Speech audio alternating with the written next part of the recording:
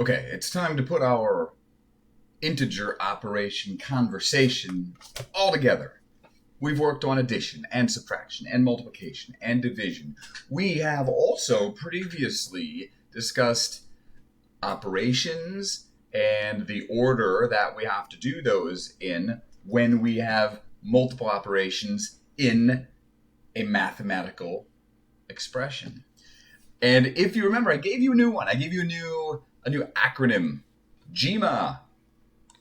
Remember what those stand for? GMA.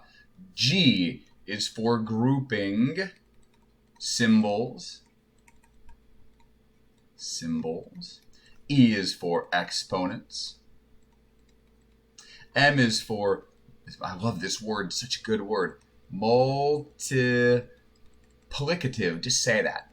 Say it out loud right now. Multiplicative operations.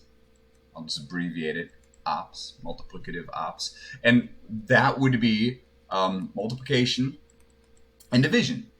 Excuse me. And we do those from left to right as they appear in order in the problem. And then we have the A is additive. Additive ops, operations. And those would be addition and subtraction. Remember we talked about how those were inverse operations? And we do those from left to right. So that's the order. It's like a checklist. We go from top to bottom. So let's see how these come into play. So here's an example. Just we're going to work through a few. As we go through these, pause it at every problem. Pause it and try it, and then come back and watch the video. So I'm just going to write it out.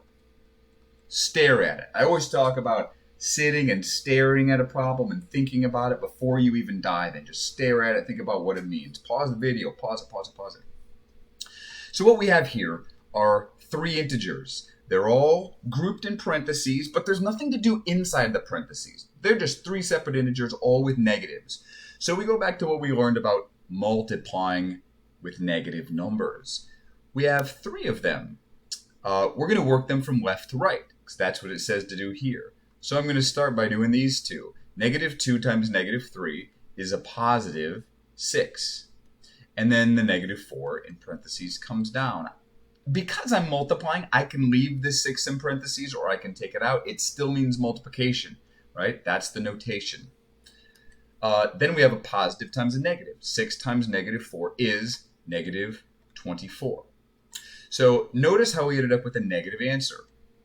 As I stated earlier in a video, when you're multiplying and you have an odd number of negatives, it's going to be negative because two of them will cancel out to be positive and the third will just kind of hang on for the ride. Okay, here's another one. This is I'm actually going to put two things up here at once. And I absolutely want you to pause the video and commit to answers just based on what you think for both of these. So it's this versus this, and pause it, try these, okay? Two of the, I would say, most misunderstood things in algebra, frequently missed notation issues. So take a minute, take a guess, and then come back and watch. So earlier in a video, we talked about exponents, and I said exponents only apply to what is directly beneath them. What is directly beneath the exponent. So in both of these expressions, what's the thing right below the exponent? Well, in the first one, the thing right below it is the 5. In the second one, the thing right below it is the parenthesis. Got that? Which means, in the first problem, what I'm doing is only squaring the 5. Only the 5 gets the exponent.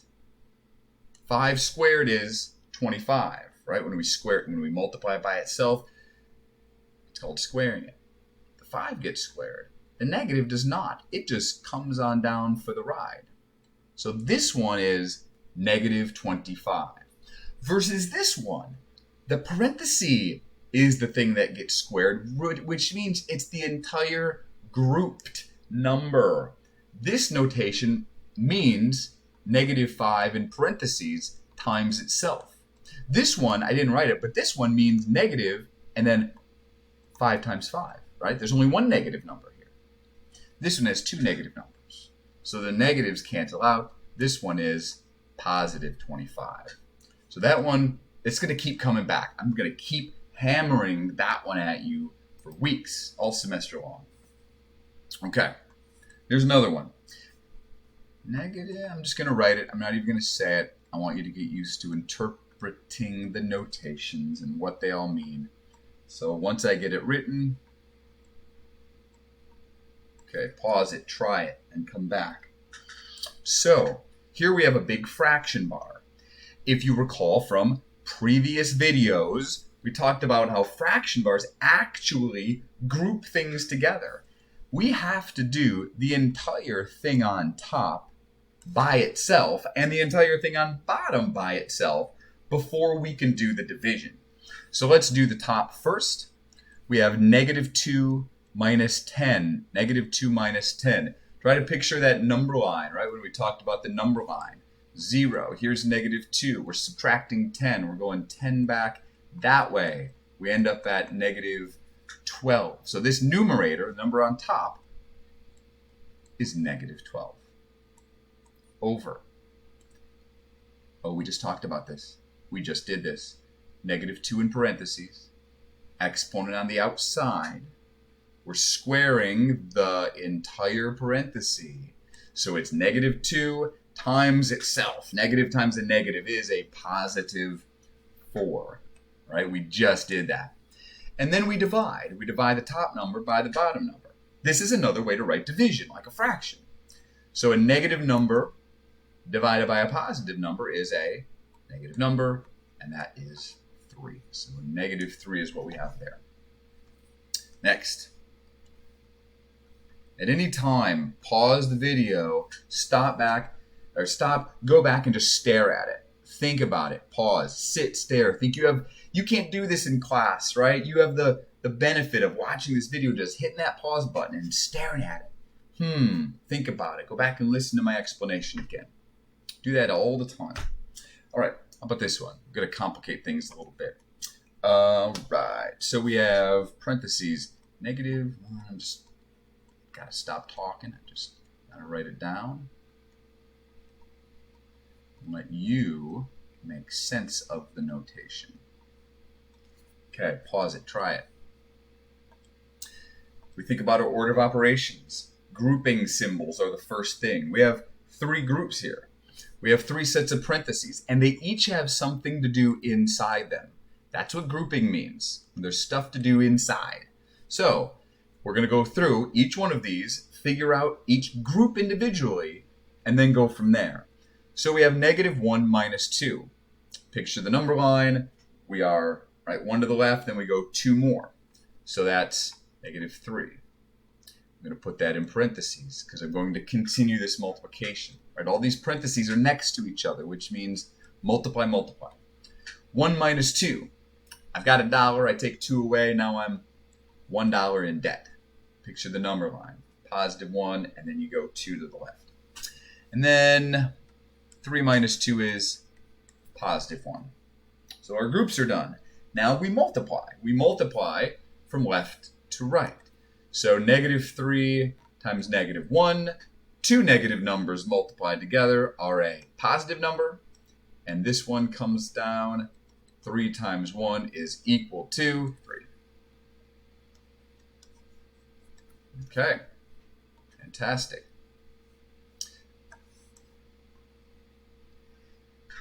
Next.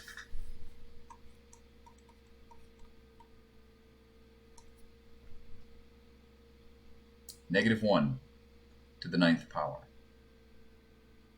You should be asking yourself, is that 9? Is that exponent inside the parenthesis? Is it outside the parenthesis? Does it apply to the 1? Does it apply to the parenthesis?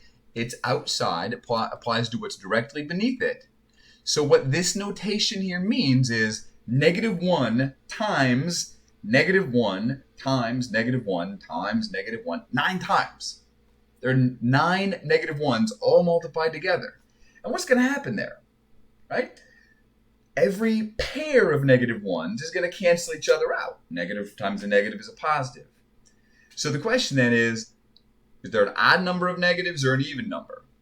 9 is an odd number, which means there's going to be 1 left over. So this is going to equal negative 1. If this had been an even number like 12 or 16 or 20 or 2 or 4, then it would be positive. And how about this? Last one. 27 divided by. Again, I'm so used to saying these things out loud. I'm just going to write it. And you can watch. Try it. Make sure you try it. Don't learn by watching. Not at all. You learn by doing. So, pause, try it, come back to it. So there's a lot happening in here. We have, let me pull up my highlighter. We have 1,